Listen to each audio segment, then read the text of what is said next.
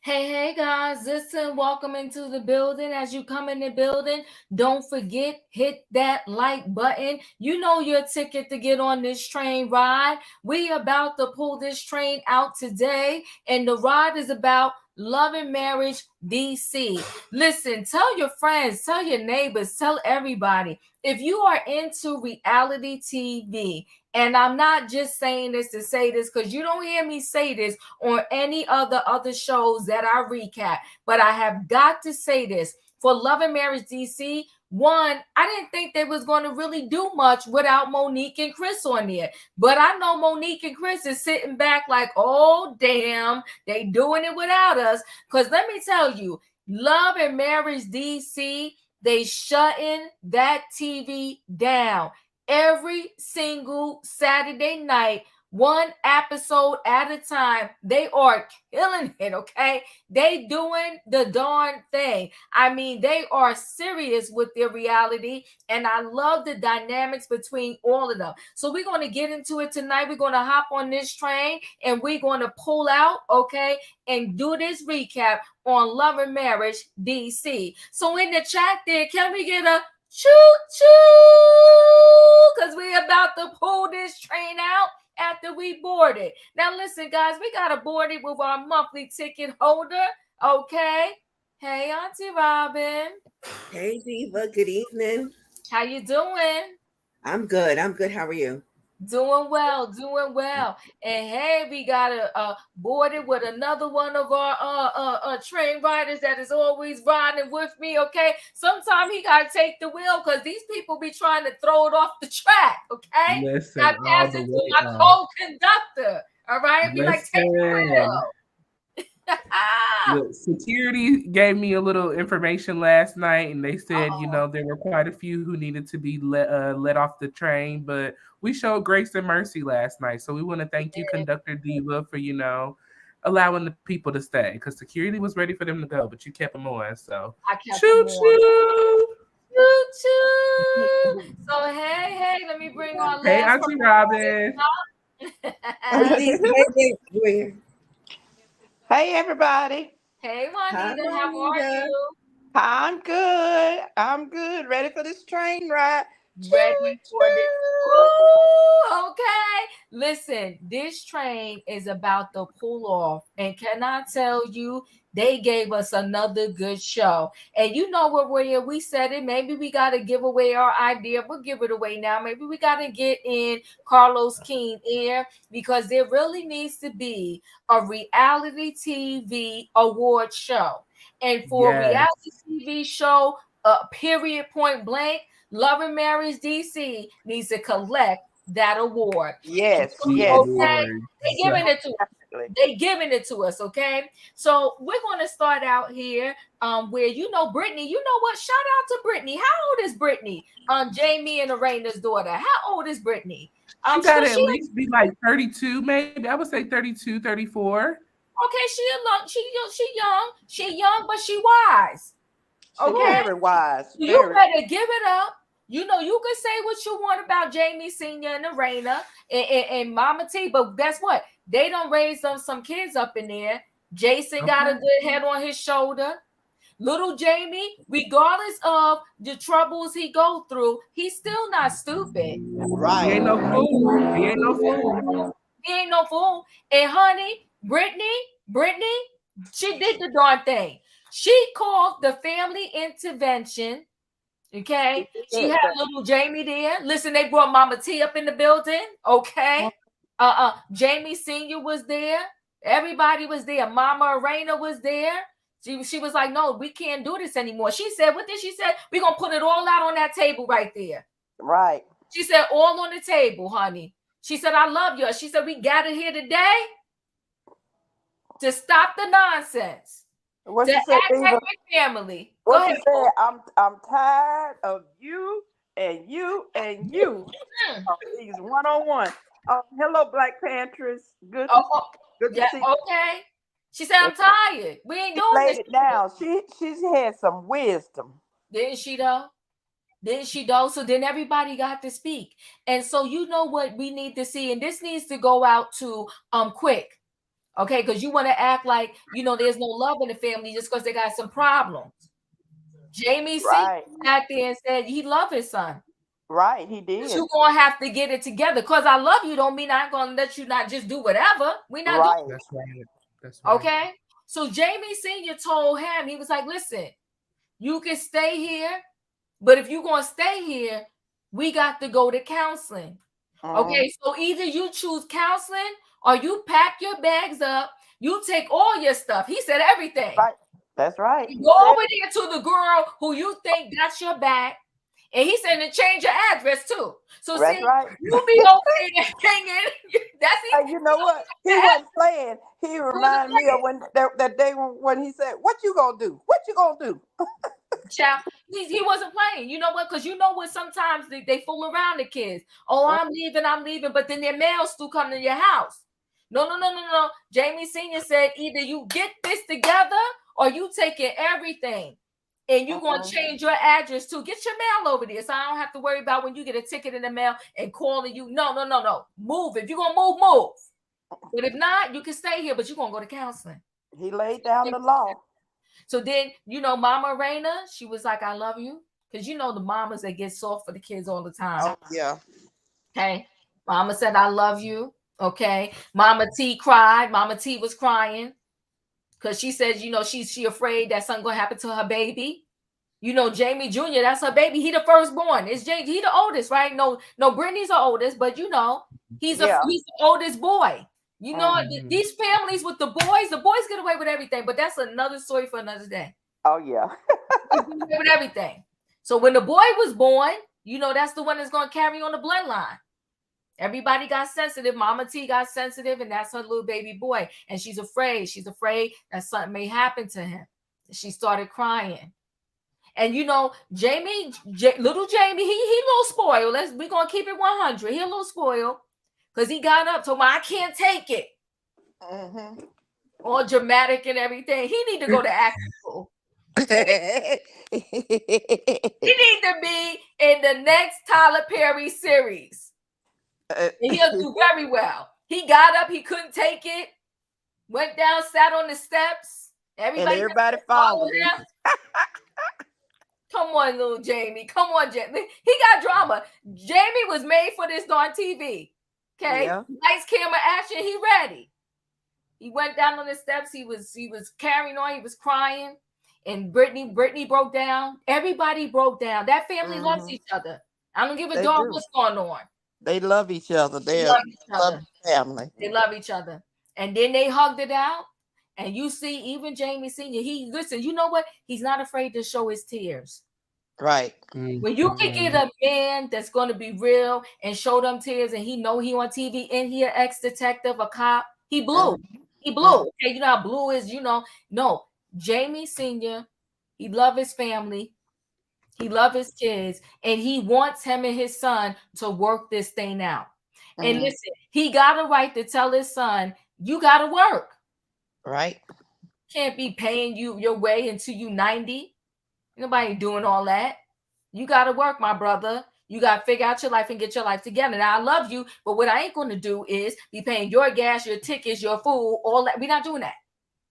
So shout out. Brittany is the star of this episode. You know why? She's the star, hands down. Because she did her thing with that intervention. So y'all put in that chat hashtag Brittany, because she did this darn thing. And I think that's mostly everything, that about this episode. He keeps saying he feels like he's below the earth and they making him, he's the trouble child. You know what? Jamie needs counseling, because don't try to deflect.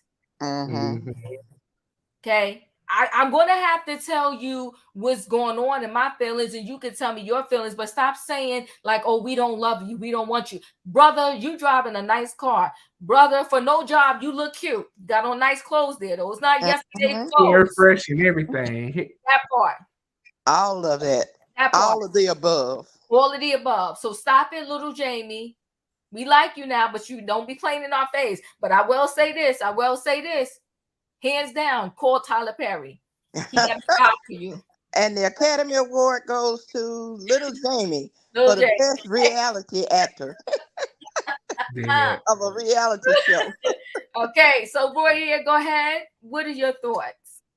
This opening scene was everything, okay? Can we say transparency? Can we say vulnerability? Can we say, just family at its core?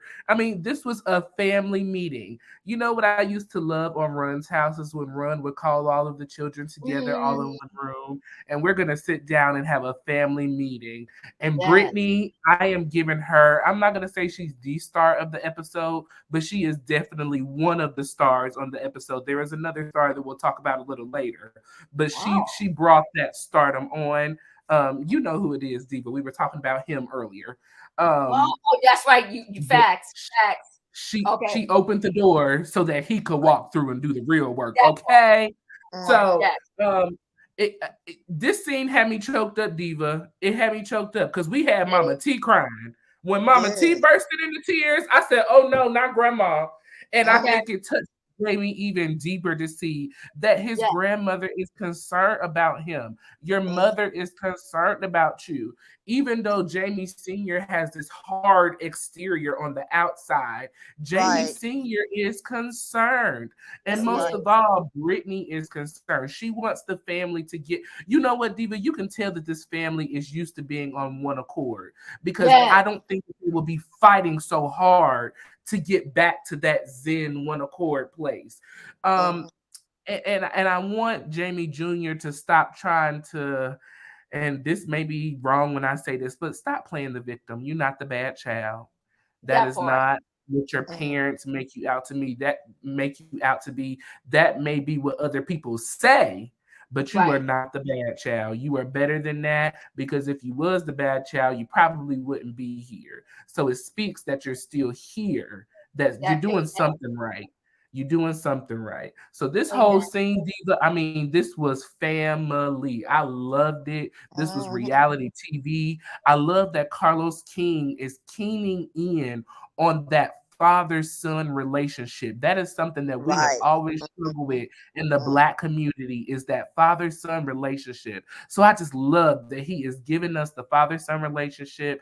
You're giving us relationship with the family and trying to get us all together on one accord so that we can push forward. So this was just excellent thing. Bravo. Bravo. And Brittany pulled that thing together, and she made her little cheese board or whatever she made. Come on, Brittany. And she had the wine. Come on, Brittany. He said it was the charcuterie board, okay? Auntie Robin, I'm coming to you next. What did you think about this heartfelt intervention for little Jamie? I love the intervention because Brittany was not playing. She was very serious. She knows her family. She knows how to gather them. They respected her enough to listen, which was huge. And I'm also glad they didn't let Jamie get away with what Royer called, what did you call it? What did you say, that he was playing the victim? I think that his victimization is close to manipulation. And yes, it has worked for him for a very long time. And Diva, one of the things, and Miss Juanita, I wasn't sure we were going to go here this early, but one of the other issues typically with the male child, where the mother is concerned, too often what happens, in my opinion, is that the mothers, they raise their daughters, but they just love their sons. They don't give them the same balance. And that's why they're able to get away with so much. But I was prepared for it.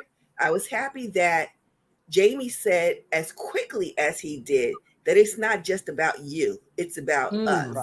Right. Yeah. Come on, Robin. Remember the facts. Yes. That was powerful.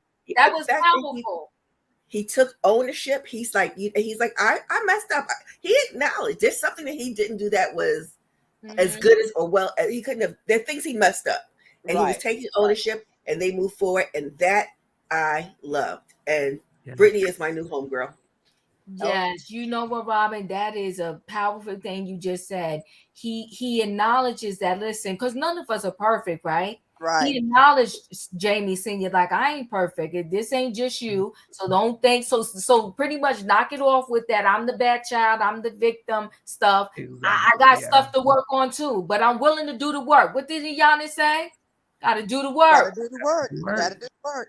He's ready to do the work. And Yana also says, save yourself. And one of the things that I'm looking forward to learning moving forward is Jamie Senior is saying, you got to do something, you got to work. And he's asking what he wants to do, but we don't know what he's interested in. And because remember, they were trying to push him to be a DJ. He said, I don't want to do that. I think he's also living in this whole shit. No, Jason. They was trying to push Jason. Oh, it's Jason? Oh, see, they all look alike. Yeah. Don't they? Yes, they do. Strong genes. My thing is, I'm trying to figure out what it is he's interested in, because him being able to earn a living and being motivated to earn a living, we have to find what is of interest to him. Or not even that it's necessarily something that he's interested in, something that will put him where he needs to be. He may not want to be a ditch digger, but if he digs that ditch and he can make $100 an hour, I'm exaggerating, then he could put some of that money away until he can do the next thing. And so that's what I'm looking forward to, seeing how they order his steps out of this morass of emotion and procrastination that he's in. Yeah. He has to put in the work. But see, you know what, though? He a little prideful too, because he doesn't realize that, you know what, you got to start somewhere. Remember, he didn't want to be the security guard. He got a lot of humbling to do. He wants to start out on top and then put no work in to even get to the top. You got to find you think he's going to go to his security job in that Mustang? Yeah. Listen, I've seen plenty of people do it. I had a friend. People around the corner of the projects drive Benzes around here. So what can I tell you? Yeah. So, I've seen, but you got to climb the staircase one step at a time. You're not going to get to the top by hopping up there, little Jamie. But Juanita, what did you think about this intervention and the maturity of Brittany? Oh, Brittany's an old soul. She went old school. And it was so wonderful for her to, at her young age. And with, just get all of them. Nobody knew who was coming. She just had them all there at once. Right. And got there. That was the thing. And I was proud of Jamie Senior for admitting that he may have done some things wrong.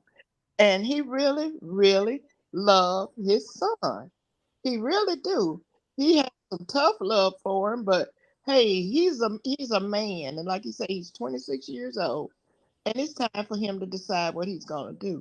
Now, going back to what Robin was saying about manipulating. Now, I think that part where he's saying that he was gonna do something to himself and all that, that's to get attention, but he still needs help. And I was so glad when they both decided to go in and speak with the counselor. And I was so glad when the Erana told him that she was tired of both of them, both of the back and forth. She wants them to really get it together. And when Grandma cried, I mean, it's no love. Y'all think it's a mama's love, but I'm a grandma. It's nothing like a grandma's love. All right now. That's why, and he knows it too. That's why he broke down. But I just think it was a beautiful thing that Brittany did, and it was really smart on her part to not let either one of them know what they were coming for. And the setup she had, the layout, and everything was just great. And then, especially what really touched me when when Jamie went down those stairs, all of them went down there behind him. They Yes, they wouldn't let him go, and they wouldn't let him stand alone. They showed love toward him. Yeah, they That's sure did. They all went. I love that. I love the whole scene. The yeah, whole scene was absolutely amazing. It's a family that's truly in love. This is not fake stuff or right. made for TV stuff. They really love each other. Yeah, and anybody out there, thinking anything about taking unaliving themselves, hashtag 988. You can dial 988. And you can get help. Help is available. And Right.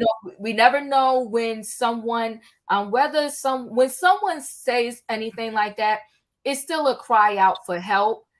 So 988. I want to come to you. What did you think about this intervention organized by Brittany, the daughter in the family? I thought it was amazing. What are your thoughts?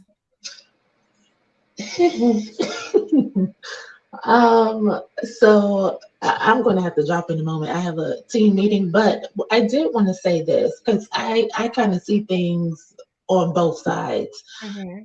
For me,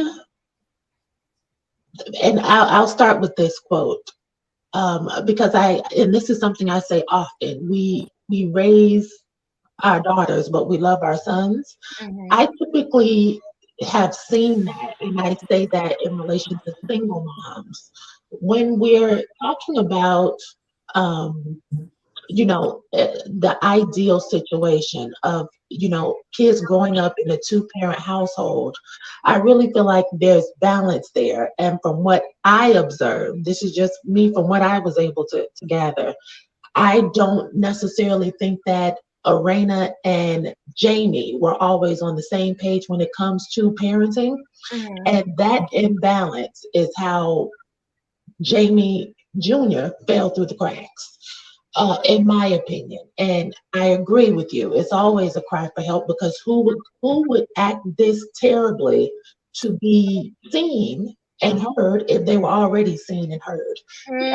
This person is the middle child. And then you have to think about it. The baby brother has a disability. That's nobody's fault, but that takes up a lot of attention in the household as well. And then you have an older sibling, and she's the only girl. So I can see how it could get lost in the shuffle, excuse me. But when I'm looking at the dynamics of all the personalities involved, Jamie Jr. has the stubbornness of his father. This is why they can't get along. But he has the expensive taste of his mother. And so this is why he will not get a regular job, because that is beneath him. Just like Erana ran up all those credit card bills and whatnot. He likes nice things, and he thinks that they should be handed to him. I think his father is correct on that. And I would have to trust his judgment as a police officer. Granted, I don't think Jamie, the father, is as emotionally intelligent as his son requires him to be. But I do think he's trying, and I think that's worth noting. But I will not say that. I think, how can I say this? The fact that Jamie Jr. has these troubles with the law, and he is over the age of 25, I believe, and he doesn't have it together. I'm a millennial, so this person is a Generation Z. He doesn't think that it's a sense of urgency, from what I'm gathering, to get his stuff together. And I did see that. Woe is me. I was happy that the family was able to rally around him and kind of love on him. But I'm torn because I feel like Erana has her hands tied. There's only so much you can love on him, because ultimately you do have to get out. You do have to fly.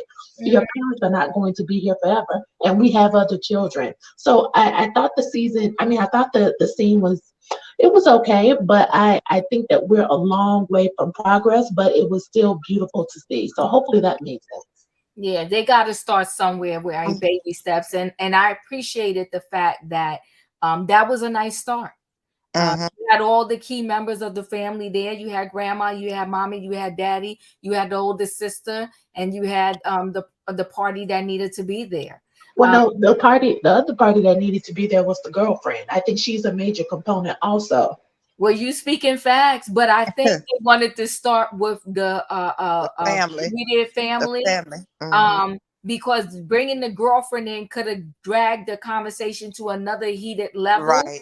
Especially since dad said, listen, at the end of the day, you know, you think she's doing so much, you can pack your bags up and go over there and stay over there. You know how young couples are sometimes. Right. And I kind of picture this with little Jamie. One minute they good, the next minute they not. That's why he back and forth between two homes, and that's why that's not his address, because unfortunately, that's that girl's apartment. Right. That girl's paying the rent. If he can't pay a traffic bill and he has no job, then he's not paying any bills over there.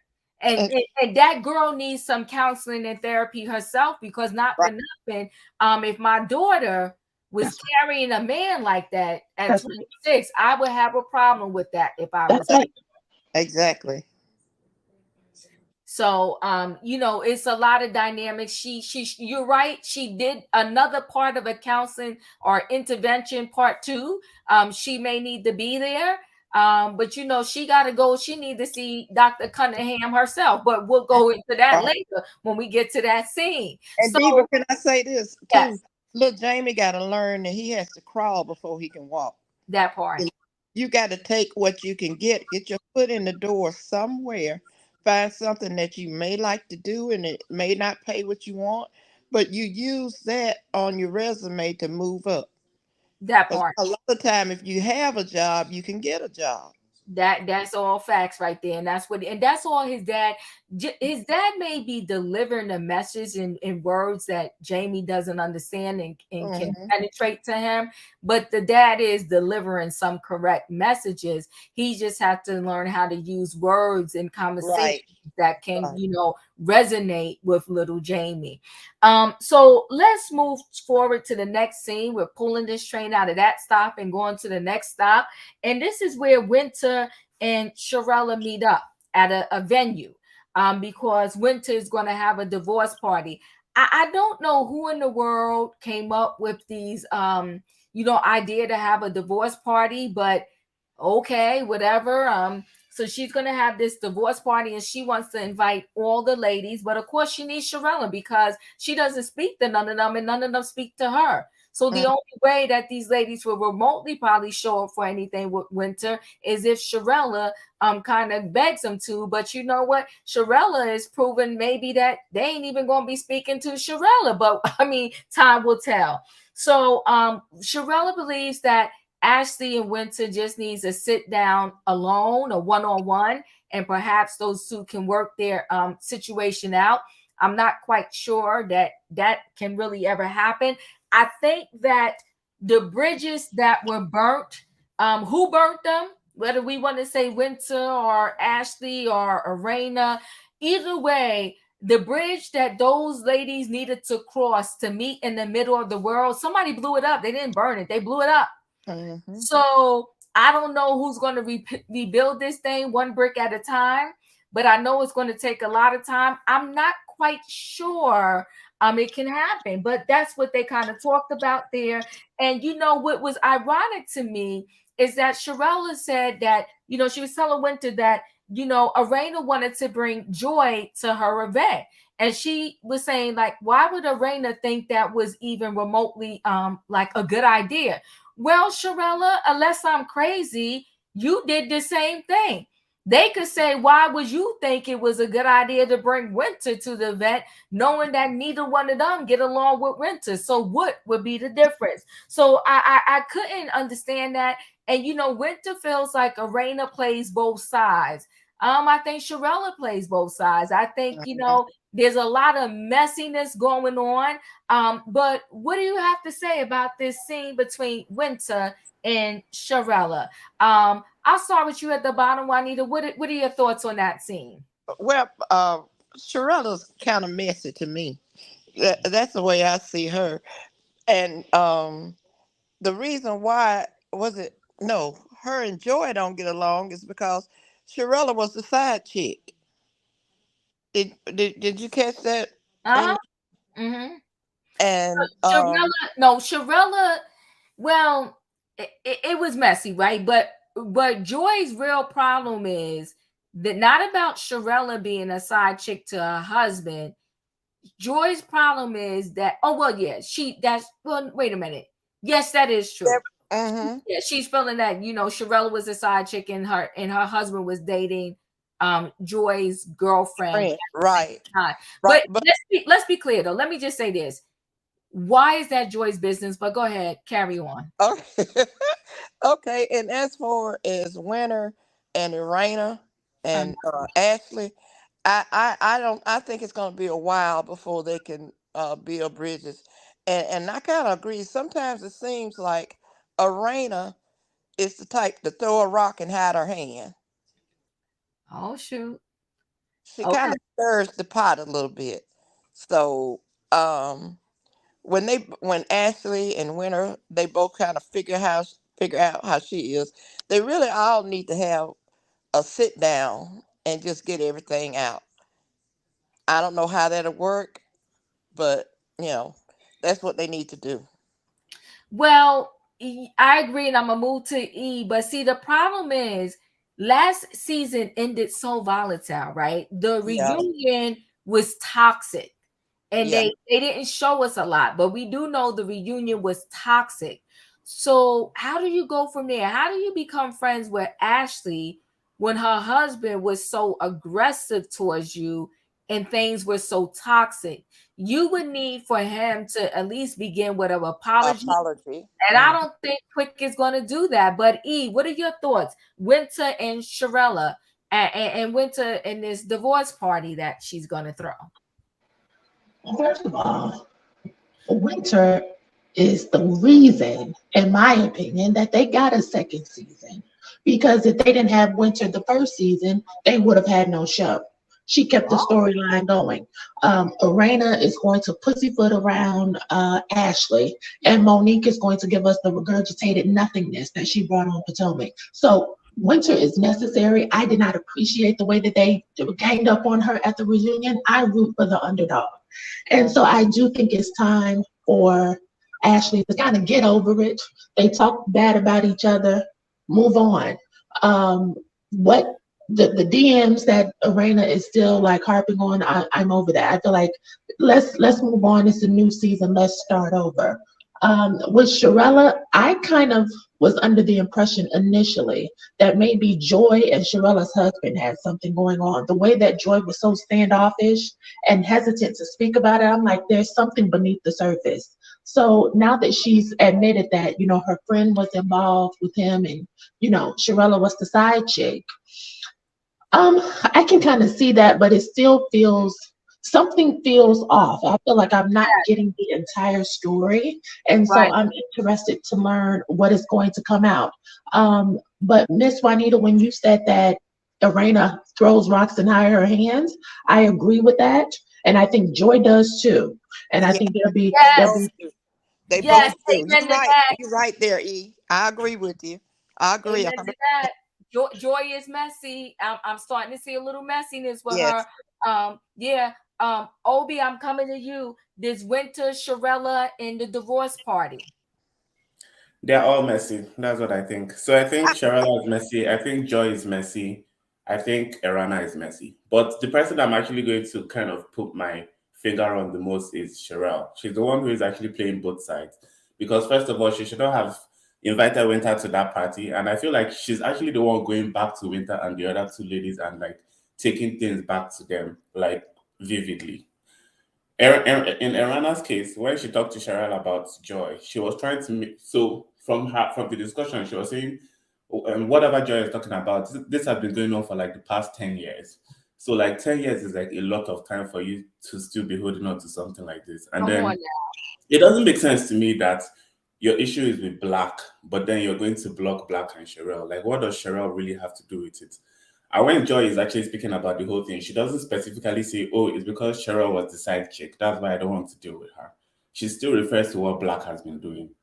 When she sat down with Sherrell at the table, she told Sherrell, "I don't have a personal issue with you, so what do you really want from this discussion?"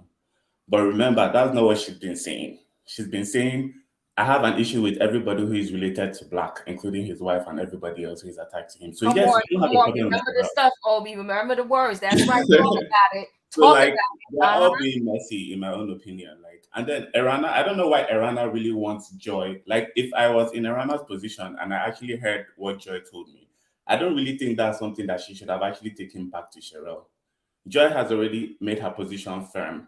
So why do you want Sherrell to go and have a discussion with Joy if you're not trying to be messy? And then when Sherrell approached Erana at the party, Erana pulled out her phone to look at the meaning of shady. I felt like that was... Wait, hold on. We're not there yet, Obi. We're not there yet, but I feel like that was... Let's talk about the winter and this divorce party and Shirella. So, okay, I'll come back to you. Roya, go ahead. The winter, Shirella, the divorce party. You know, what's up? You know, and I said this last week, I'm struggling with Shirella because I feel like Shirella keeps trying to bring Winter into a space that nobody wants Winter in. Winter, yet again, there's just nothing that she's given me in her personal scenes or in her group scenes that's like, ooh, I want to stay interested in Winter. Like, I just don't see. E, I'm going to have to disagree with you saying that Winter carried the show because no, Erana and the family and the children have carried their family. You know, they've carried their end of the bargain. Quick and Ashley and their family, they've carried their end of the bargain. I feel like they have done great jobs carrying their end of the bargain on this television show. There's been nothing that Winter has done that stands out. Am I wrong? Just somebody correct me. There's just nothing that she's done that stood out to me. Personally, just to your point, Royer, I think they're doing Winter wrong, because if you listen to Winter's interview that she did once with Carlos, Winter has been filming. She's also been filming with her children. She's also been filming the steps that she took to actually get in good graces with Erana and the other lady, Ashley. So it's like they're not showing what they're supposed to be showing. I don't know if they're going to wait for a later time to show those scenes, or so she is actually confused about what's happening as well. Like the way we're seeing it play out. They've been filming Ashley and Erana's family.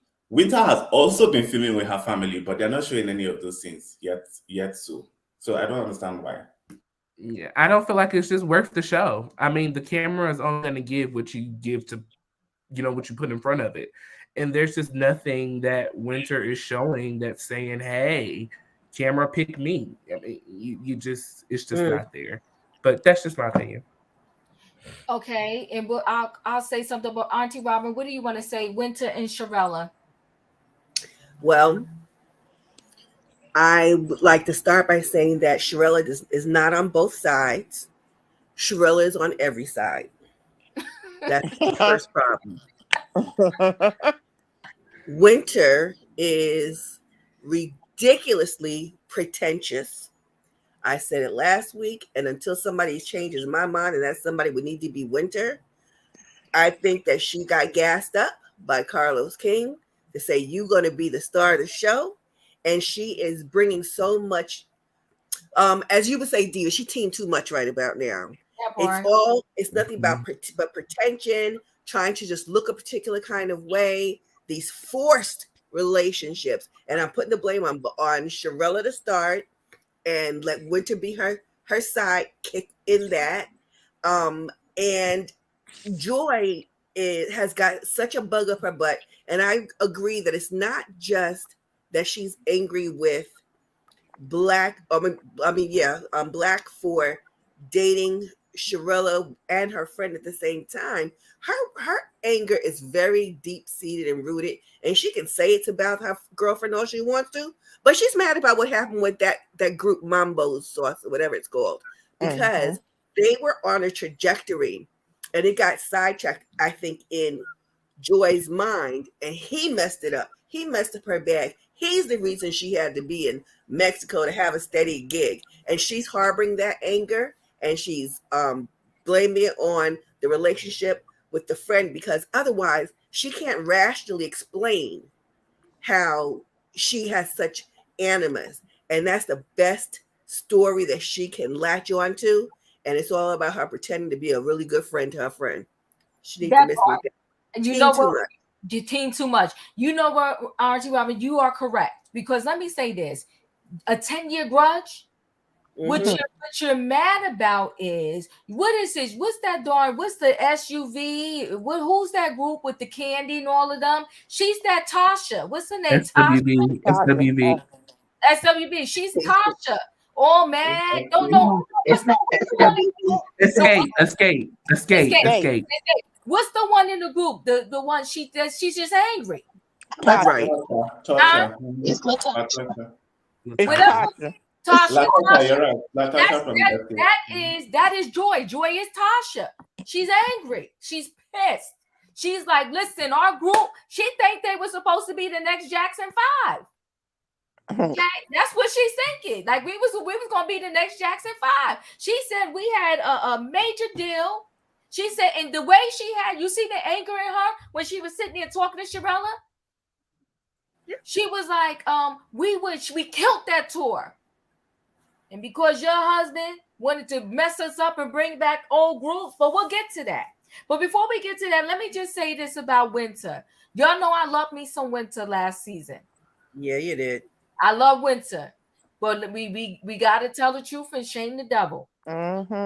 The way that she is coming off this season is not the best look. It's not her best moment. We got to be truthful. It is not her best moment. And you had to be understanding and clear if you were Winter that coming back, you were going to have a rough road because you already knew that you pissed the only two main characters that were left. And that was Erana and Ashley. And so naturally with all of these shows, when they don't like you, what do? They try to ice you out. She doesn't have enough people on that cast where it can be team them and team the others.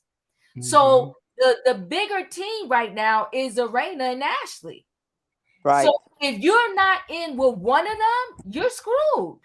So that is what's going on. We might as well go on and throw Joy on that side too. Erana, Ashley, and Joy, because Joy is falling right on the side with them. So you definitely. But Carlos says that he is the king of doing reality television. You don't give people a choice when you're an ensemble cast. That this is why Winter has to come back. And so Ashley and Erana, yes, you're the headliners. I don't know if you would call it. I don't know what DC is. I know they don't hold peaches. But here's the thing: that is telling you a lot that you two can't carry this show by yourself, and we have to bring back an unmarried person to fill the destiny role to give this cast some substance. So I do think Carlos should force them to film together. They should not be allowed to ice people out. It's unacceptable. I agree with that. But what I think is it might not be organic if it hold on a second, Obi, because I want to get this in, okay? You know, Ashley, you know, and they showed a scene with Ashley and Quick. And he's talking about, you know, she's talking about the book. Still, this book is going to be her whole thing. The book is, every time we turn around, it's the book, but okay, it's the book. She wrote the book. Okay. So the book, and they talk about their son, Antonio. Now, this is what I'm not liking about Quick. Every moment that he gets to run his mouth, he's talking about how bad little Jamie is. I think it's over the top. I think it's messy. And I think horrible. Deplorable. It's deplorable. Come on with the words, Roy. You can speak them, okay? It's horrible. It's deplorable. It's despicable. It's not right. Okay. And then you want to say, like, and then you keep playing it off for your son. Like, and saying, like, come on now. That's not, just talk about your son. Your son got in trouble. He got suspended. Talk about that. Don't say that you're going to discipline him a certain way before he ends up like little Jamie. Let's be clear. I've seen the best of kids that ain't had go through nothing, and they still ended up or did some things as such as little Jamie. So, you can do the most with these kids. You could think you raised them up right, you disciplined them right, you told them everything, and guess what? They could walk out that door in them streets and still act a fool. Okay, and forget everything you taught them and trained them. So all I can say is, quick, do better. Don't do that. It's not exactly. You already talked about little Jamie, and you had the nerve to try to tell Jamie Sr. that he's not loving him enough, caring enough, and all of that. But meantime, you ain't doing no better. You kicking him in the back. So Jamie, come on now, stop. That's all I gotta say. So that was the scene between Dummy. Let me just add one more scene, and then I'm gonna come around to y'all, right? And so Joy and Shirella meet up. Joy came with attitude. She was like, I did want to speak to her, so then why show up? Okay, I ain't got nothing for her. Then when you in her face, you so gangster, Joy, but when you in her face, you try to act like you didn't say what you said. Using the word shady, she did sum it up. You said all kinds of stuff about this woman's husband, and now you want to sit across from her and act like, nah, I didn't say she put in 20 on 10. That's what you was trying to say. No. Erana did not. All of that came out your mouth. You said you wasn't good with Shirella. You sat in Sherella's face and said you ain't got no problem with her, but you do. You mad at her allegedly because, like Robin said, I'm connecting with you, Robin. You mad at Shirella because Shirella was a side piece and your man was talking to her, and then you butt mad at this man because your group missed out on an opportunity. My thing is, though, Joy, if you was all of that, if y'all killed it, why couldn't you go take Mamo Sauce and make some other name and leave Black out of it and go back out on tour and continue to kill it? So obviously you needed Black. Or else, why didn't you go on to be great without him? Go on with all of those other members. Let him do a new group with the 2 members he wanted to bring back in the group. But see, everybody wants to be Beyonce, but you can't. Okay, the Michael Jacksons, they not a dime a dozen. Okay. Somebody got to be Michelle and Kelly. Somebody got to be the background for the Jacksons. Somebody got to. It is what it is. Like in that group, and somebody got to go home. But somebody got to go home. In that group, and Black were Beyonce and Kelly. In that particular Mambo Sauce, it was Joy and Black who were the Beyonce and Kelly because Joy was the singer and the other Black was the rapper. Isn't that? Wait, hold on, Obi. Somebody got to be the backup singers. I'm sorry. And there were some backup singers. Okay, who's these other groups? Okay, even the Jacksons, and they were family. But after a while, became Michael Jackson. Hello, Rebe. Huh? Can you say Rebe? Rebe Jackson was the backup singer. Right. Okay. I mean, name some other groups. Tina Turner, it was Ike and Tina, but then it became Tina Turner. in the review. That part. What's the pimp? Gladys Knight and the Pimps. Then it became Gladys Knight. Gladys Knight. It was DeBarge, but it was just L DeBarge. That part. I mean, come on, people. Let's talk about Diana Ross. The Supremes, right? And then it became Diana Ross. I mean, Smokey Robinson. One Direction. Harry Styles. And the Miracles, and then that's Smokey. That part. Terry Edwards, Fifth Harmony, Camila Cabello, 702. Okay. So all we're saying is, Joy, that every now and then, when a group break up, there's always a star and there's always the background. The Jonas Brothers broke up. Did see? So see, Joy, groups break up. You got to get over it, baby girl. Go to counseling. Go see Dr. Cunningham. But you got to get over this thing. Because it's been 10 years ago and you mad like it happened yesterday. She was pissed at that table. Yes. She said, no. She wanted to bring those 2 other members back. But we needed the 2 members that went on the tour because that's how Mambo Sauce became known. She said, we killed that tour. Then she was done with Shirella. She didn't even want to speak to her no more. She was so mad. Shirella, we're going, come on. Somebody said Jodeci and Casey and Joe. Come on now. What was it? With New Edition. Come on. New Edition. Johnny Gill. New Edition. Jazz Man. Let's go. Look, come on. Johnny Gill. Well, I Gonna guess Gill went out on his own. The moral of the story is that too often, or very often, all these groups, these that were groups, they were made to break up. Come on, and then maybe come back and make up, as we've seen with the Belle Biv DeVoe out of what started out as New Edition. Come on, let me get started. Can I get on quick for a second though? Yes. What I'm really struggling to understand when he keeps harping on Jamie is why he has felt the need to compare little Jamie with Antonio. Jamie Jr. is in his late 20s now. His son is in high school. It's apples and oranges, in my opinion. And that bothers me. Unless he is really projecting out and he's really afraid that his kid is going to go down the wrong road. Because what was that about? Why you ain't tell me he gets suspended? You get okay, see, there's problems. He knows they're looming. We're watching it. We're seeing it. And let's see if he can pull it back and whether or not they got to go to Dr. Cunningham too.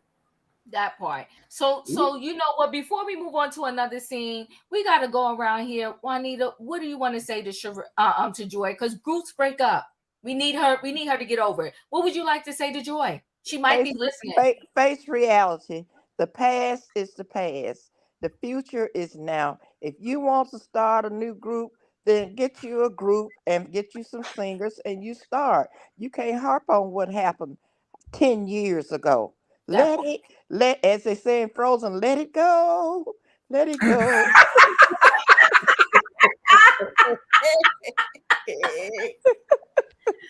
See? Come on, Sherrell, Joy. We're gonna need you to let this go, Joy. We're gonna need you to let this go. What would you like to say to Joy? Oh no, I have two things to say because I wanted to talk about the quick. I wanted to talk about that first. Oh, you can. And then I have to drop because I have a presentation tonight.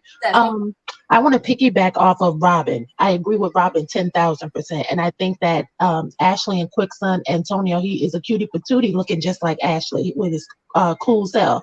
Yeah. So for me, I do think it's different, you know, with someone in high school and you're still kind of molding him and shaping him in the right way. But I do think Quick and Ashley are more harmonious in their parenting relationship than Jamie and Erana. And what I will say, I agree with Ashley. The fact that somebody stole. Why are you laughing? You said have you been watching the same season we watching? He asked why you didn't tell me, and she was like, she thought it was okay and cool, and he's like, I agree. I agree with Ashley. That's something I would do. If somebody took my son's backpack and he went to their room and they got into a fight, then oh well. Because rule number one is only the strongest survive, and don't let nobody take your. Tell your husband. I think you're not going to tell your husband that your child got into a fight and got suspended from school. If I get around to it, but to me, it's not that important. I mean, what's the big deal? But you said they in better sync. But they her motto. No. No, E, we love you. E, we love you. E, don't do that. Don't do that. Antonio is not a bad kid. I mean, just because he got you have to tell the father that the child got suspended. I could see if it was something that the boy did. This is just. No, I don't think that was important. Come on now, you got to let the dad know. You got to let the dad know that the child got suspended.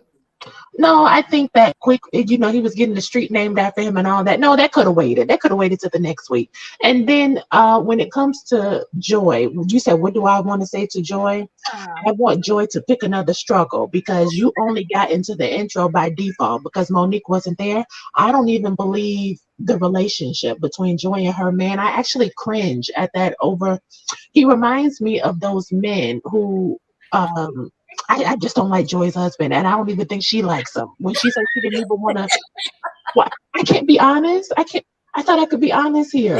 You can't. I think he's just a little soft. I think he's a little too soft for Joy and for the rest of us. You know. I think Joy wanted to be. Joy wanted to be the next City High, and I think she wanted somebody, you know, in that realm. I don't think she's interested in this man. That's why she don't want no wedding. And really, she could give she could give 2 cents about having another baby. Joy is just using this as a storyline. This is her K Michelle moment. And really, I think they made a mistake. They should have promoted Shirella full time. And let's see what that life is looking like. But I want Joy to go sit down because I think Joy is out of her league here between Ashley and Shirella. I don't see Joy coming out of this unscathed by the reunion. I don't see it. Yeah, you okay, E. I ain't mad at you, but Miss Gigi, you got a point here. You got a real good point here. Last season, Quick was a father that was not around. This season, he's a hands-on dad, critiquing other people's parenting. I mean, come on, come on, amen. Pass the plate. Yep. Okay, pass the plate. Amen. But Quick's kids are well behaved though, so he can help Jamie out a little bit, can he? Royer. Pick a side, Quick and Ashley, inauthentic. I'm trying to tell you, okay? All right, and Joy, you are gonna have to pick another struggle. 10 years ago, over a decade. Come on now, Obi, what do you like to say? Okay, so Joy and Quick. So for Joy, the moment she said we are on TV, and we got engaged on TV, and we met on TV, and we got engaged on TV. So I don't know what's going to be really for us if we're still going to get married on TV. So that's where Joy lost me, because I was like, if you didn't want any of that, then what are you doing on reality TV? Just saying. Then talking about this scene that she had with Shirella. So what I feel is Joy is actually entitled to her feelings, and I'm not even mad that she feels the way she feels. But my thing is, why are you taking it to Shirella? Like, your issue is with Black. And Joy did two things at that table. First of all, she was inauthentic, and she wasn't really being straightforward with Sherrell. And then she kind of gaslighted Sherrell as well. So she was making it seem as if Erana using the word shady was worse than all the things she said at the table. But I'm still blaming Sherrell, because if Sherrell really had a brain, okay, let me not put it like that. If Sherrell was smart enough to catch what Joy was doing, Joy still repeated everything she said about Black to Sherrell. She said Black was dishonest, he was manipulative. She said all those things. So my thing with Sherrell is, Joy is actually telling you the issue she has with Black. So why aren't you mad at Joy? It's still, so that it's kind of confusing to me, because I'm like, why are you now mad at Erana for using the word shady when Joy said all these things about Black, which is even worse than she had some misdirected anger. She really did. But see, maybe her misdirected anger was because Joy was playing in her face. Joy sat there at that table with an attitude, didn't want to be there. Asked her when she sat down, like, why are we here? She didn't want to order. So Sherrell should be mad at Joy, right? Like, I'm thinking if I was Sherrell, I'll be mad at Joy, because you're saying all these things about my husband. You're standing. No, she shouldn't be mad at Joy, because she had a beef with Erana too. But Joy, you know what? That's when Joy, she started the mess, but she didn't finish it, right? But Erana, she had a dog in this fight for some reason, and I'm not sure why. So that's why I'm personally not mad at Joy, because Joy repeated everything she said to Shirella. She wasn't being fake. Not really. The only thing that she was fake about was that she doesn't have an issue with Sherrell, but everything she said about Black, she told Sherrell. All the things she told Erana about Black, she repeated the same thing to Sherrell. We'll agree to disagree. We'll agree to disagree, Obi, but no, she didn't. She was at the table being messy. She didn't do the Lisa Renner. She didn't own it. If she owned it, she would have came there and told Joy, don't be mad at Erana. That's grown people stuff. Don't be mad. I know what you mean. So she also Erana used the word I didn't use, but I am pissed at your husband. So that's what I'm saying. Okay, so listen, Diva, that's why I say Sherrell is the problem. She's not smart. That's what I think. Because you're sitting down here and you're telling me Black is all these things, right? But I didn't use the word shady. Me, as smart as I am, I'm still gonna be mad at you, because hey, you're still saying all these things about Black. That equals shady to me. That is equals to even worse than shady. So it's still, I still feel like Sherrell is has to take her game. You know what, Obi? We're going to agree to disagree, because see, what happens, what people do is, what they love to do is, they love to gaslight you. She did a lot of gaslighting at that table, right? She tried to act like in Sherella's face. She said, I ain't got no problem with you. That was lie number one. Okay, because you do have a problem with her. You have a problem with her, and you got a problem with her husband. Right. And you came there butt angry. And then not only that, you was like, you in the confessional talking all that smoke and that heat. If you a real chick and you really get down like that, you would have sat down at the table and said, I ain't really checking for you, Shirella, but I came here out of respect. So what's up? What you want to talk to me about? Right? Then I would have told her, I did say that to Erana, and I would have told her because I'm pissed at your husband, and I'm pissed because our group could have been making all this money, having all of these royalties, but because your husband wanted to be shady, because he allowed 2 other people to go on the tour and those 2 people killed it, then he wanted to come back from the tour and push them out of the group. So no, Joy is not that chick. Yeah, she should have did like Nene. Smoke in the confessional. She's a confessional gangster. Hold on, Obi. Roya, you go ahead, because she taught a lot of stuff in the confessional, and she should have said it to Shirella face if she was that chick. Go ahead, Roya. What are your thoughts? You know what we're gonna call Joy right now? We're gonna call this backpedaling, because that's exactly what she did. She backpedaled through this whole conversation.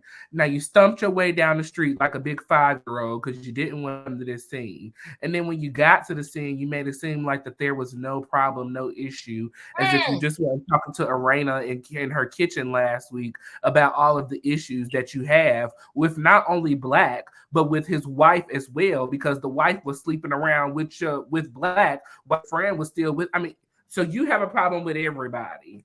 As I said last week, I need you to let it go and move on. It's 10 years later. Why are you still holding on to a grudge from 10 years ago? Girl, you done made music and it came, gone, left, and came back again. Girl, get over it.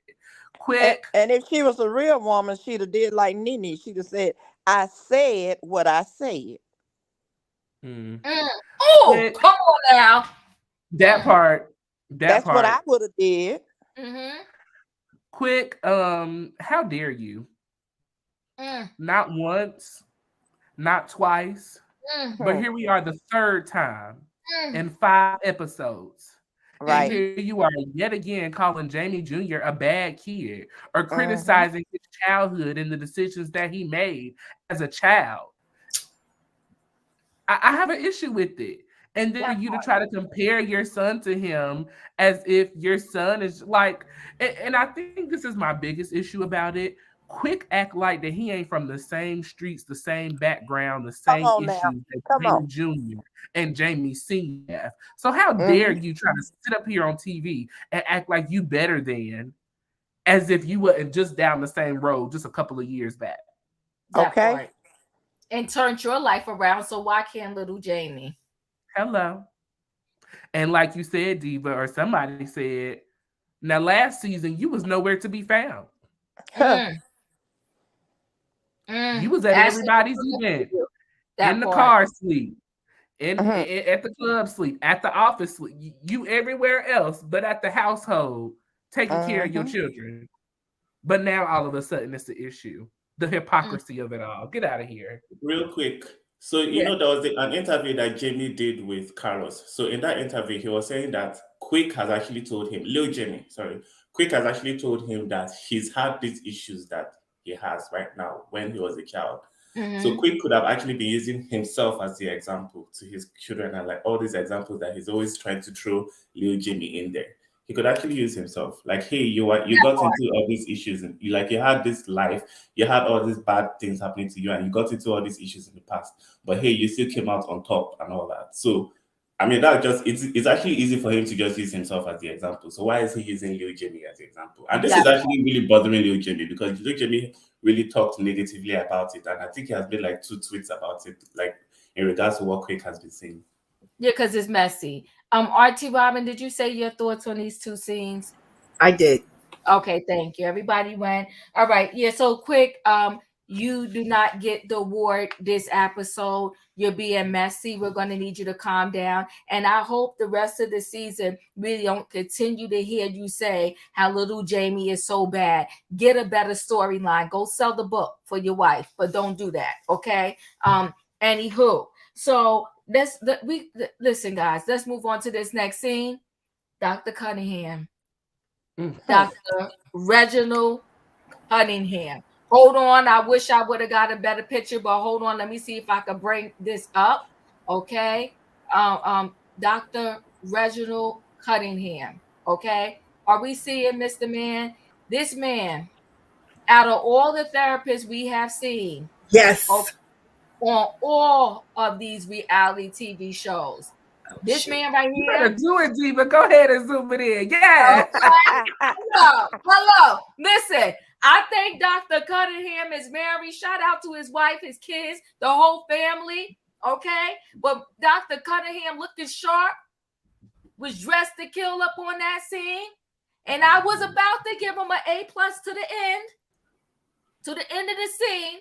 I had to take away the plus. I almost dropped him down to a B.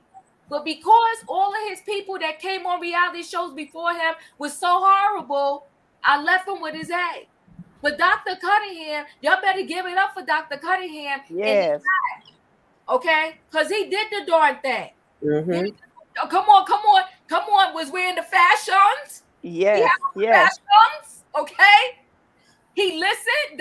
Come on. Dr. Cunningham was clean.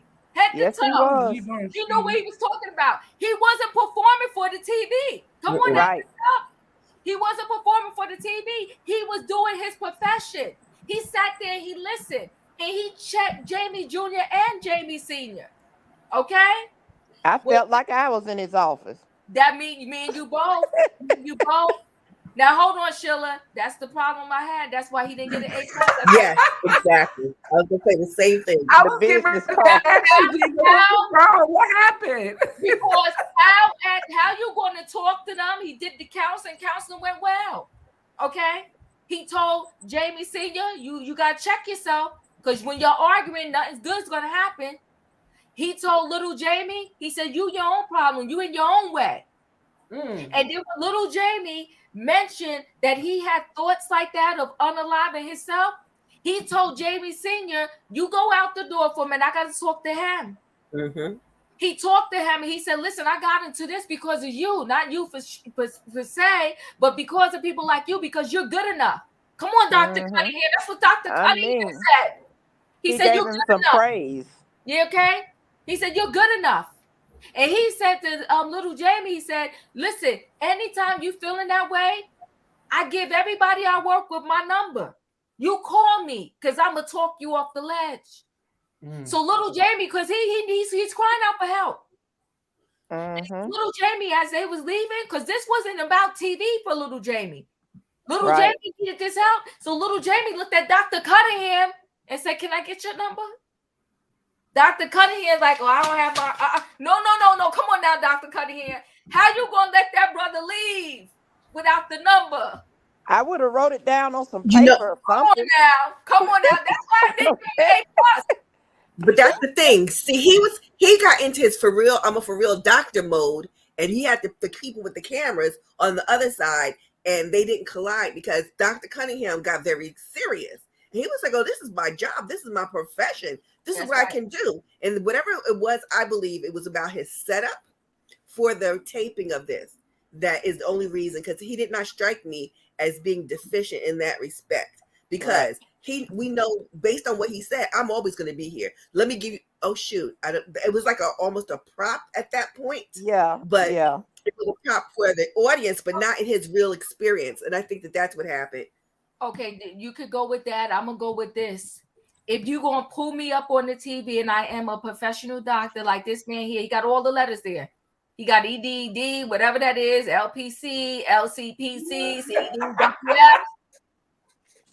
You got the LLC. This is Dr. Cunningham, okay? He's a licensed, I just looked him up now. So he's actually he's a licensed professional counselor in DC. But whatever, he got the and he had his license in 2013 and is expiring in 2024. So okay, but hold on 1 second.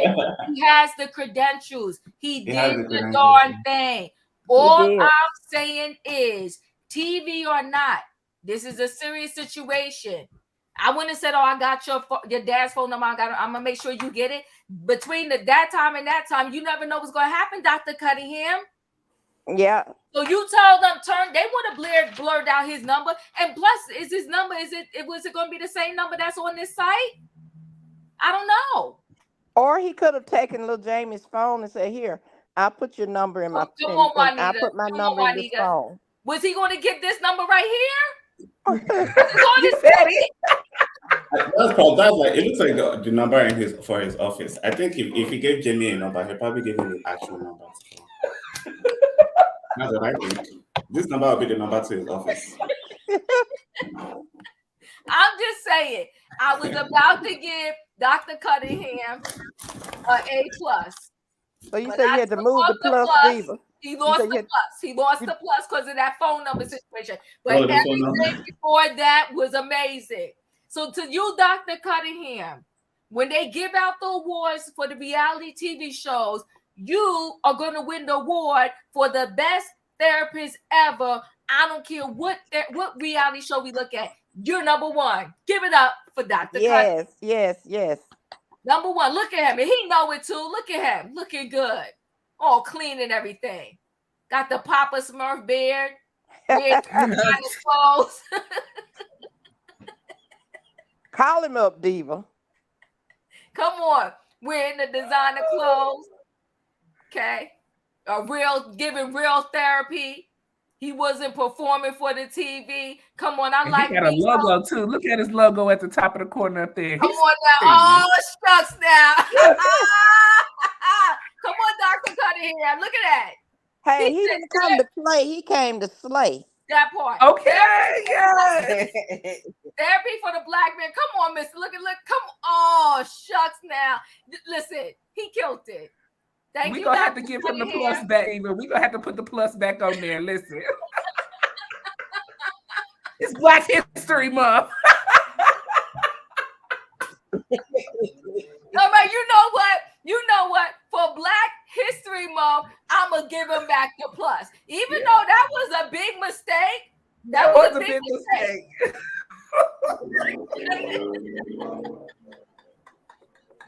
But for Black History Month, I'm going to give him the plus, okay? So, Sin City from Nola, thank you for the super chat. Little Jamie is going to surprise Dr. Reginald Cunningham. I think he is. I think, I listen, I feel like Little Jamie, he's going to pull this thing around. And I want Love and Marriage DC to stay on long enough so we can see Jamie's turnaround and so we can see Jason do well in that school. I can't wait. Listen, you know me over here. I don't play around with the husbands and the marriage. I believe in family. But that's why I said at the beginning, Mary, God bless his wife, the kids.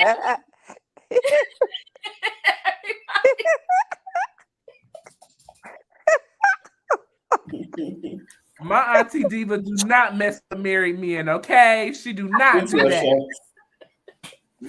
I don't mess with the married men. But I can acknowledge them though. And he was right. complete. Keep her legs closed. Come on now. Hey, lock tight from married men. That's right. What? My legs are closed to married men. I would never. But you know what? When something look good, we acknowledge it. That's all. That's right. Just acknowledging that Dr. Cunningham got it going on. Ain't nothing wrong with a little eye candy. That's right. Listen. Hold on. We love you, Dr. Cunningham. No, go ahead. I'm sorry.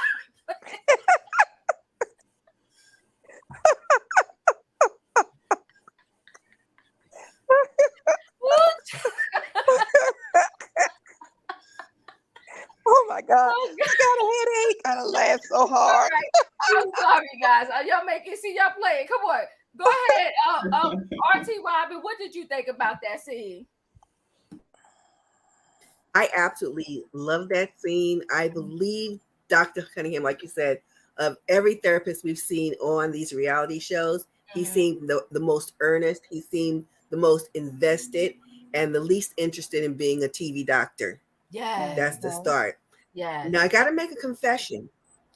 I think 2 episodes ago, y'all made me go over there to the Instagram. Remember, we looked at little Jamie's his account.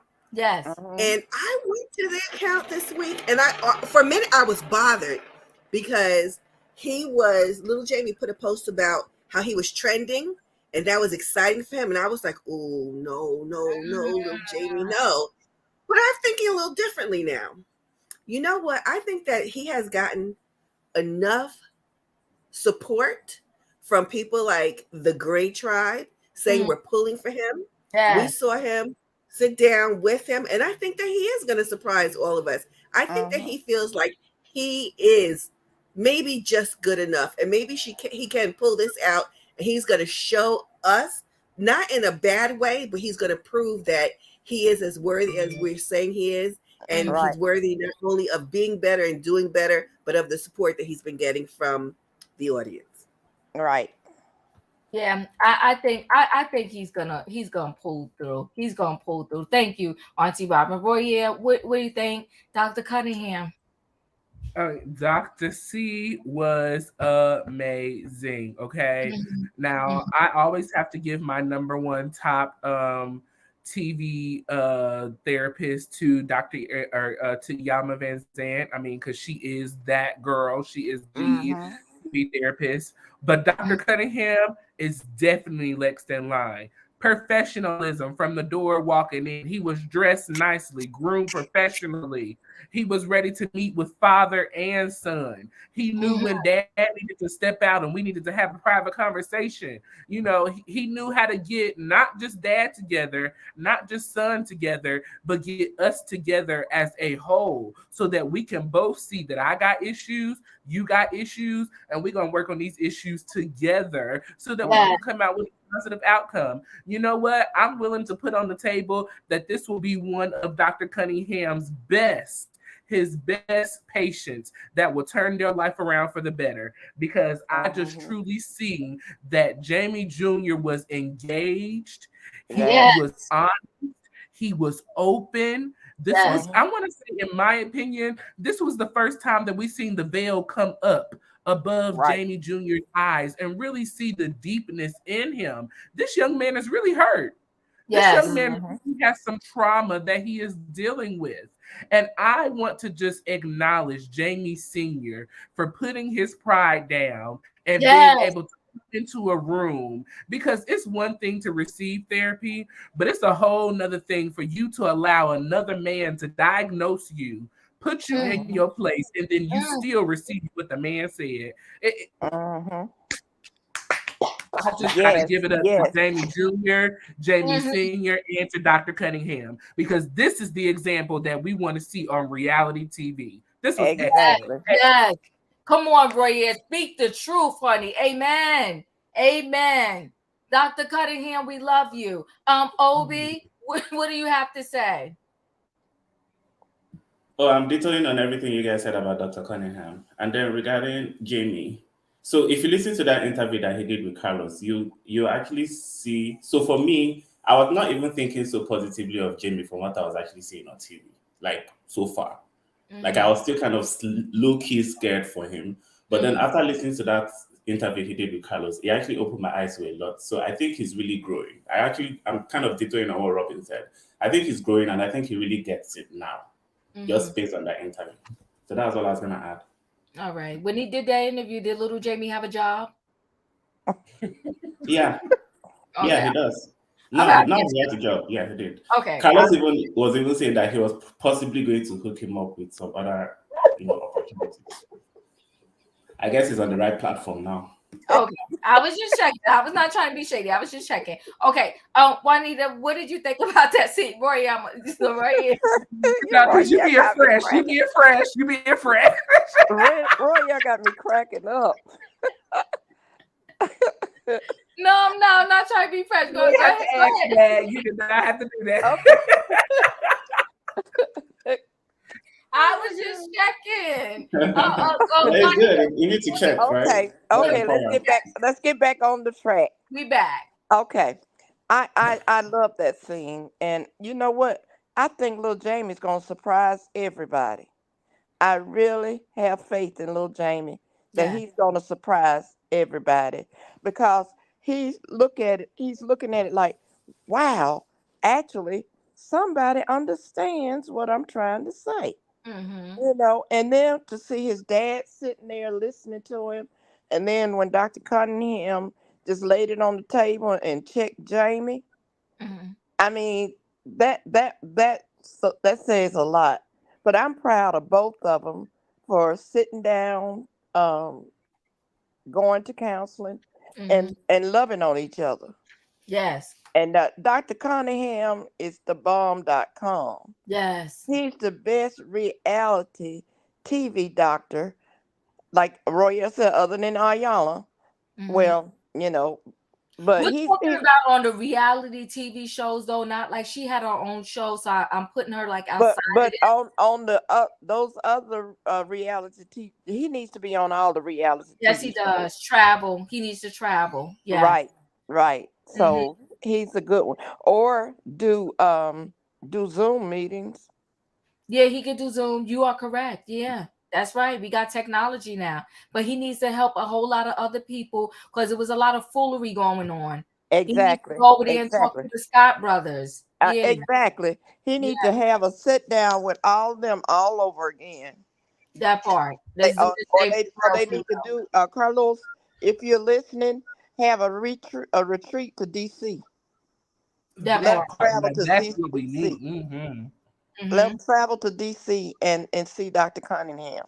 That part. I want to mention something really quickly. So, you know how I told you guys that I actually kind of work in healthcare. So, yeah, this kind of makes me understand that a lot of times when you're seeing like professional people, like people in people in positions like Dr. Cunningham's position, it's always good for you to verify them. And there are ways of actually looking them up online. So, in their position, for you to be a therapist, you have to actually have a license in clinical psychology, right? And you have to be licensed in that state for you to be able to practice in that capacity because he is practicing in the capacity of a clinical psychologist. So Dr. Cunningham, I was actually able to just quickly look up his credentials and I saw that he was actually legit, right? Dr. Francis, I tried looking him up a lot of times in the state of Alabama and I couldn't see anything about Dr. Francis, like just looking up his license, like being actually able to provide this kind of services in the capacity that he's providing. So to be honest, I don't think Dr. Francis is actually legit because I can't find anything about him, his information. Just me having that knowledge of being able to look these things up. So I'm just saying, I'm not actually trying to discredit anything. I'm just saying that I couldn't find any information about Dr. His name is Dr. Francis Kate. I couldn't find any information about that in the state of Alabama in the practice of clinical psychology. That's all I'm going to say. And maybe he's a coach. He may be like Ariana, a life coach. Right. Yeah. But that's the thing. So that's why you're seeing the way Dr. Cunningham is actually like approaching these things, because he's approaching it like a professional who actually is in the capacity to be providing this kind of services. That's why you're seeing it coming across on TV like that. Because a lot of these people that come on TV, most healthcare professionals wouldn't even want to be on TV in the first place.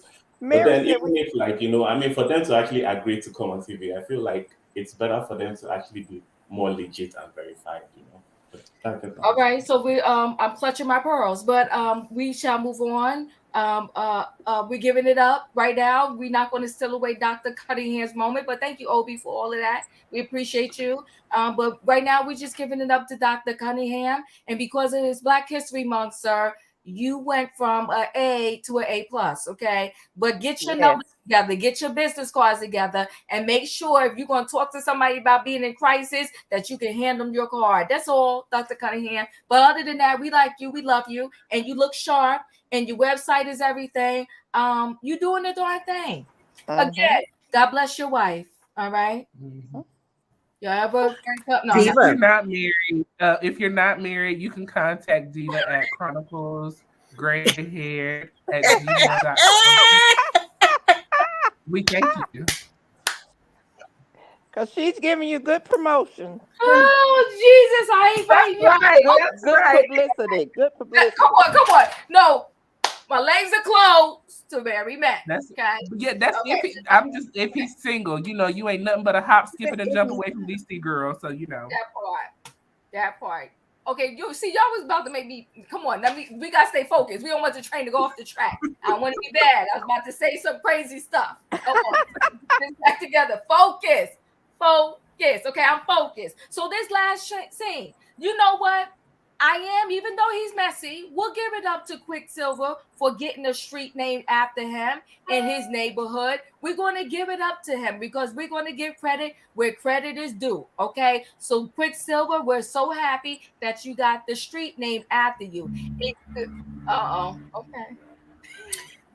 I'm only wiggling one finger, Royer. Oh, shoot. Okay, and listen, when you talk about his mom and dad, you know what? It touched my heart. It touched my heart because I really think that, you know, when it comes to the parents, I don't care how young you are or how old you are, it's always so difficult when your parent leaves you. And on that note, you know, I felt for him.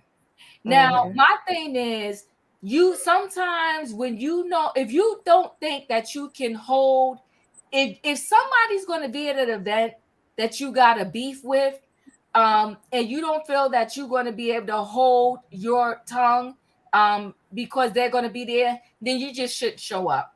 Now, she shouldn't have showed up to the street naming because I don't care what the situation is. This was this man's moment. Right. This was this man's moment. And you come in there with your mess about somebody talking about your husband. Now's not the time. This man got a whole street named after him. And it's a big deal because he started out as, you know, a rough kid in the neighborhood.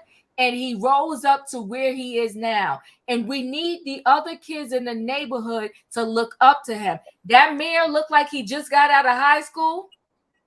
Okay, the mayor of the town. So the mayor is a young guy. And all of this was greatness at this moment, right? It was greatness. You got the young mayor. You got the street named after Quick. And you listen, whatever, even though Ashley should have put a different title on the book, she still wrote a book. She's young.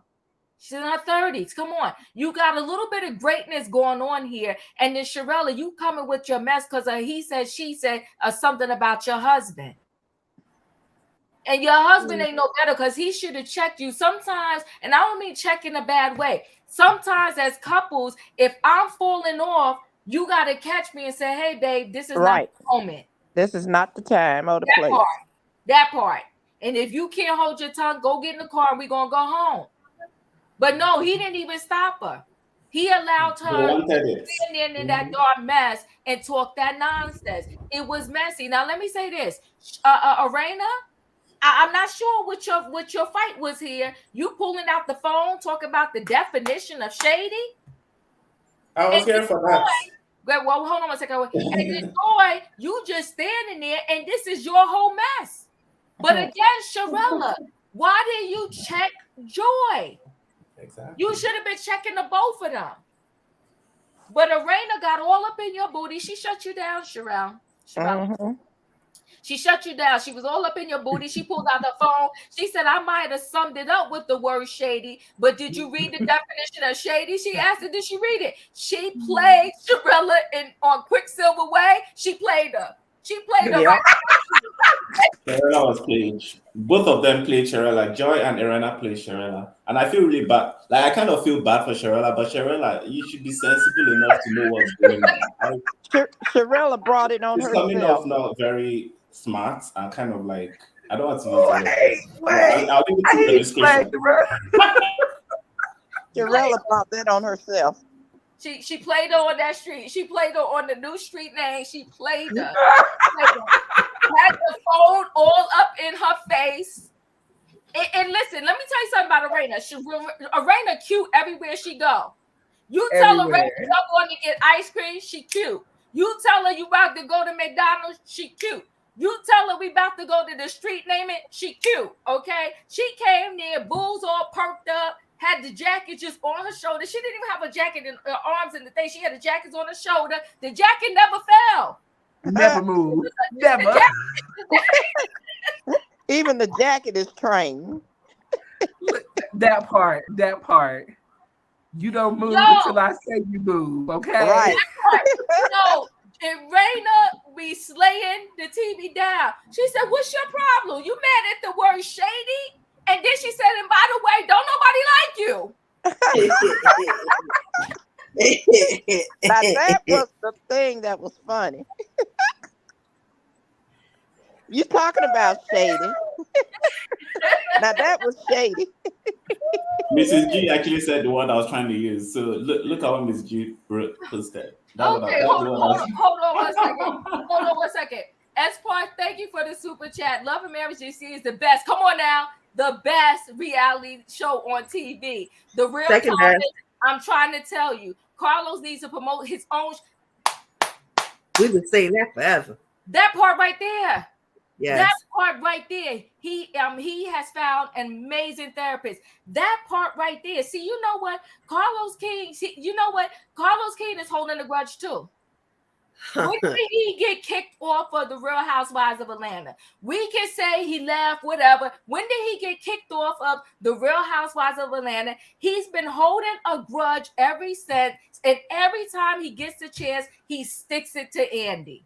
Mm-hmm. Carlos King is not holding a grudge. Oh, he's holding a big grudge. And you know what? No. Okay, I'll let you speak, Robin. Give me 1 second. Instead of him constantly saying Robin should get fired, this one is this, they full of crap. Andy does have a say in the seating or this and that. Promote this right here. Exactly. Promote the baby. Interview your people. Have them come up on your show and let us know more. But you're so busy in this Bravo business that you're missing a good opportunity over there at home. Build up Love and Marriage into other cities. That's right, exactly. Andy. You have Love and Marriage, New Jersey. Love and Marriage, New York. Atlanta. Miami. Love and Marriage, Dubai. That's how you stick it to him. You go to every city, every state that Andy has a Bravo show in, and then you have the people watching your Love and Marriage more than they watch the Real Housewives franchise, and have it so that every single housewife wants to come and be on Love and Marriage, whatever. Andy, you're blind, you're missing an opportunity, but you know what? When you hold on to grudges, you can't catch your blessings. I mean, I'm trying to tell you. That's it, and that's all. All right. So, Obi, I know you was trying to say something. Go ahead and say what you got to say. Thank you, Espoir, for the super chat. You got me all worked up, but I'm better. Well, I already said what I want. I just wanted to say like the word I was trying to use on Sherrell, Miss G. I didn't want to say the word out loud, but Miss G posted it on the chat, so that's what I was going to say. But yes, I agree with you. I feel like Carlos is. So I kind of understand what Robin is saying, but just from the way he just puts things out and from the things he says, I'm always catching this undertone of bitterness between him and Bravo. So because he's always talking about the cast and he's always talking about them in the negative light. And once there's something negative that comes out, he kind of hones on it and just keeps going on and on and on about it. I know he's promoting his shows and he's promoting his cast, but I don't think he's doing that enough like the way he's supposed to actually be doing it to make his franchise grow and people to appreciate it more. So I'm actually on Diva's side with this one. Yes. Go ahead, Robin. I like to start by saying that I don't believe that Carlos King is holding a grudge. I believe that he is nurturing it and he's fertilizing it on a constant basis. I'd also like to play my broken record, which I have been saying forever, which is about, I'm going to rephrase it today. Carlos does need to get up off of Bravo. He learned enough from there. He has the skills that are transferable. I have said 10 times this way to Sunday that he has the unique opportunity to not just have the shows, but to elevate the genre. He's not doing that. I agree. Why is he staying on the Bravo people? Why is he interviewing them? The same way he interviews them, he could maybe not himself interview his own people, but possibly get somebody in the zeitgeist to do that for him to help promote. And you know what, Diva? You are 2,000,000% right. Yeah, he needs to have a Love and Marriage Atlanta. He needs to have a Love and Marriage everywhere there is a housewife show, if nothing else, but to show him, see, this is how it can be done. That's all. Exactly, that part. That part. He is blowing it. But you know how that song, if he can't see what I can see, he's blind. You're blind to the, don't get me, here I go. Exactly. So there we go. What happened was he did his reality night show. I guess it didn't last. It was horrible. Right, it was. But so now he brought his thing to YouTube. See, but he got the, let me tell you where he got to Andy. Before that, Andy wasn't paying him dust. Where he did get to Andy was with the Robin stuff. Yes. He caught Andy. He caught Andy on the side with the Robin stuff. He did catch him on the side with that. But other than that, Can I say something about this Robin stuff? So do you know what I personally feel? I personally feel that Andy is not going to fire Robin because of Carlos. Because the way Carlos made everything seem like he painted Robin in such a bad light that anybody listening to what Carlos had to say about Robin would assume that Bravo should fire Robin. So I'm thinking Andy and Bravo, maybe if Andy has enough pull, to doing something like that, I feel like Andy might actually not fire Robin to prove a point to what Carlos was saying. That's how I'm thinking about it. So yes, he's sticking it to Robin. He's making Robin like to be accountable for the things that she did. But I don't think she's going to fire Robin because of Carlos. That's my own personal opinion. What time will tell with that. But you know what? We're going to close out. I enjoyed you guys. I mean, this Love and Marriage DC, they're slaying the reality TV streets. Exactly. Auntie Robin, what's your final word? I'm here for all of it, except for Winter and Shirella. Yeah, I'm trying to give Winter another chance, but yeah, I hear you, Robin. Roya, what's your final words? Love and Marriage DC. I want to jump back because I didn't get to speak on the last scene. Fact that we pulled up. I will give to Quick. Let me not. Hats off to him. Congratulations, because as Joy said, that ain't something that people doing every day all around the world. That is a special honor and a privilege. So Quick, congratulations to you and your street. I hope that allows others in your community to look up to you and see how much further they can get, than you, because of just the little things that you've done thus far. So not to minimize his accomplishments, but But I know what you mean. But can we say this though, Roy? And I'm glad you jumped back and said that. But Ashley, let's not go too far. Talking about Martin Luther King, naming all the greats, and said, "Now, Quick, calm down." We want to give him his street, but when you want to say because Martin Luther King got a street name after him, this one, that one, you bring it down. Bring it down just a little bit, okay? We got his street, we're acknowledging that, but hold on now, give us a minute here. He's no Dr. Martin Luther King. I had a dream. Now go ahead. No. I'm sorry, Ray. But no, it's okay, because that is facts. I forgot all about that. But yeah, Ashley, you're doing too much. Stop it. I was very disappointed in the way that Shirella came to this event ready to pick a fight. She came ready to destroy such a momentous occasion for Quick and his family.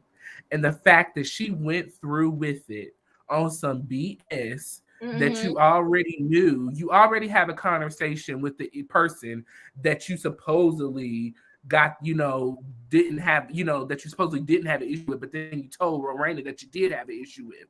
So then the fact that you pull up and then everybody's enjoying their festivities, and then someone told her, I can't remember who had said it, this ain't the time or place, and she said, I know, I'm gonna be cool, and then you continue to act a fool.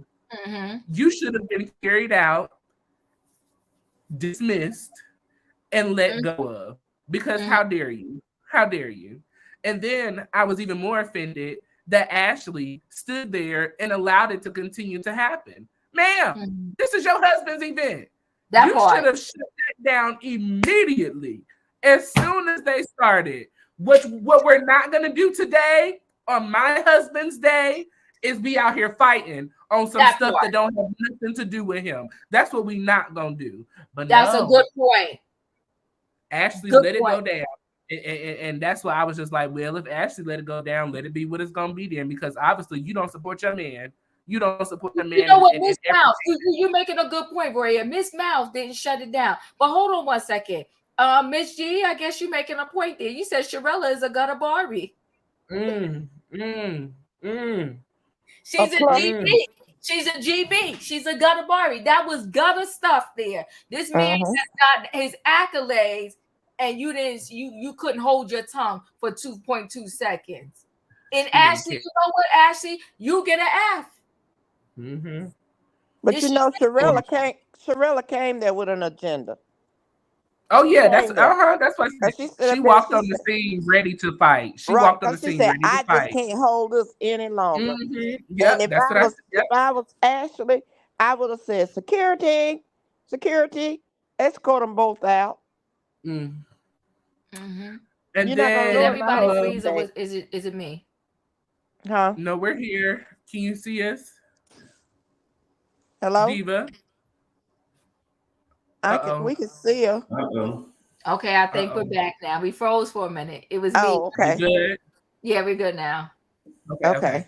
Okay. Yeah. And then the way Erana came through in red, Shirella fulfilled. Because she said, did you look up the definition? Because in my opinion, Erana was actually really nice about what she said. She was very nice compared to what Joy actually said regarding Black and that whole situation. Erana summed it up in a very cute, nice little package. Mm-hmm. I don't understand what the issue was. I mean, and if it was that big of an issue, I'm sure you didn't find this out the day after before Quick's event. No, it was just all intentional. It was a hot mess. I love when Raina picked up her phone and she said, the definition is X, Y, and Z. Here it is. Did you get it? Get an understanding. Learn it. Know it. Get out of my face. And then that's when they had to pull Raina back because Jacket started to slide off. She said, well, no, what we not going to do is up in here. No. Not today. Not on Quick's way. Because she was finna tear that up, okay? But overall, this season is just, when I tell you, Diva, y'all, I thought the TV was finna fall off the wall last night because the way that they was acting up, I said, oh, come on, Love and Marriage DC. I know that's right. Said previously, sir, I need you to spend more time focusing on the Love and Marriage Huntsville instead of interviewing all these Bravo stars. You'll never come up interviewing somebody else's people. Get on your people. Find your new people. Stop trying to do this Andy coded night thing. Sir, let it go. Get off the YouTube. Be a real producer. And produce this show. Give us what you're giving us, but put some realness behind it. I mean, there is so much more that Carlos could give us from this cast. I mean, Carlos, I'm rooting for you, but you got to let go of Bravo, let go, and watch. You know he's helping Andy get ratings. Exactly. Help your show get ratings. Right. They killing it. Help your show get ratings. Yes. Promote your people. Get on and do you a short. Since you on YouTube, go ahead and do you a short and say, y'all better catch this tonight because they doing the darn thing. But no, you talk about Fire Robin. She's not giving us everything. You not on Bravo, bro. Did you realize your check don't say Bravo no more? And I just don't understand. I just haven't understood why in the world is he after all the Bravo housewives. And like you said, he needs to be promoting. He used to work in Bravo. He needs to be promoting his own. He needs to be promoting his own brand. He can have so much. He's stuck. He can have such a success. He can be so successful. And that, like somebody said, that would be the way to get at Andy. Oh, that would be. And but he has I think he has something coming out on Spotify and all of that too. Maybe when he's on Spotify and all of that, he'll maybe he'll start to promote Love and Marriage Huntsville. He's performing he's performing for Andy Cohen, and Andy Cohen is sitting there laughing. Andy Cohen's like, you working 300 hours, I'm working 5, and I'm still getting more money than you. Yeah, but he just not let that go and promote because love it, y'all. If you're watching them play black, if you're not watching live, Love and Marriage DC is that show. I mean, Diva, correct me if I'm wrong, but it's serving reality TV. It's serving original scenes. It's serving real family, real connections. Like it's giving all that it is supposed to give. And there's nothing fake about it. Nothing. Very little. Nothing. Like When I say you cannot produce or write the situation that Jamie and Jamie Jr. got going on in their relationship, ain't no way you can. That just, yeah. But yeah, overall, great episode. I'm super excited that people are coming to join you, Diva, because Tuesday nights is going down here with the Love and Marriage is going down. And we're about to close out. But Bianca said, I think he's doing it for a bigger reason. Him and Andy may be working together. They're not. Because why is Martell allegedly getting into it with Kenya? Because Martell is Martell. She said, I think it's something brewing. No, let me tell you something. Andy would not, he was pissed. He was pissed that Robin went behind a paywall to give the juice that she should have gave on the show, because she would have had Real Housewives of Potomac hopping this season if she would have remotely came out herself and said that Juan was caught cheating. We would have been glued to the TV. So the fact that when Carlos talked about it, he clowned Annie. He clowned Annie. He clowned him, saying that you don't even got control of your people. Okay, your people over here that you paying them and they clowning you. They not giving you it on the show. They giving it after the show, and then they doing it behind a paywall. Carlos King said that, and when his friends, because you know how we all tell our friends, yo, he over there talking about you, Andy. When Andy went and listened to what Carlos said, he was pissed, and that's why when Robin came to watch What Happens Live, he ripped her because he was pissed. But we got to go down. He had to show him who was boss. That part. I can't wait till that sit down. And you can even tell when he came to reunion, he said, "Oh, well, I'm not going to be here. Shocking, surprise." That part. He was like, "Whatever, Robin." Yes. Listen, we got to go.